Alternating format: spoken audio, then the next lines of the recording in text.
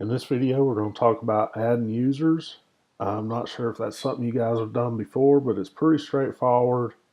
And I will give you a few caveats on things you may want to consider when adding a new user. So let's jump right in. And if you hover over all users and go down to add new, have to put a username in. So let me add one for Daniel. So we'll just call it Daniel. Once you have the general information added, and again, the only things that are required are the username and the email. So by default, when you set this up, when you click Add New, it's going to email your new user a link to set their own password. If you want to set a password for them, you click Show Password. It'll give you a default. It won't let you add anything that isn't considered strong. So if you type in something like that, it's not going to accept it. It's got to be a strong password. I mean, I guess it will let you use it, but I would definitely advise against it.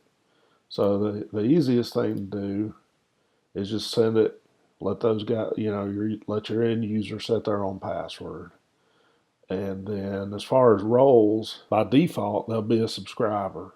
As a subscriber, they can't even see the back end. If this is for somebody in your organization that you're wanting to let, add blog posts or do something like that, subscriber won't work. I would suggest if you have folks that are just going to be contributing content, I would either set them as an editor or an author. And the differences are the editor can edit anyone's blog post, his own, someone else's, anybody's. Author can only edit their own content. The other thing about the author is once they type in any blog post and click publish, it's not actually published to the site. It's held in review, and either an editor or an admin will have to come in and confirm it to let it go live. That's pretty useful if you're in a situation where you have a lot of people adding content, but you want to have, you want to make sure they're not posting something that you're not okay with. It's good to set that person as an author.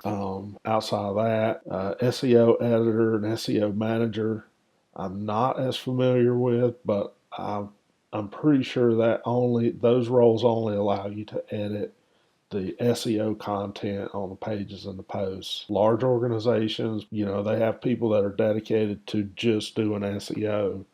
If you guys have a person that's going to be in that role, that may be something that's useful to use. Otherwise, I would stick with editor or author. Just click Add New. So Dan should be getting an email about his new account. And that is pretty much all there is to it. So if you guys have any questions, just let me know.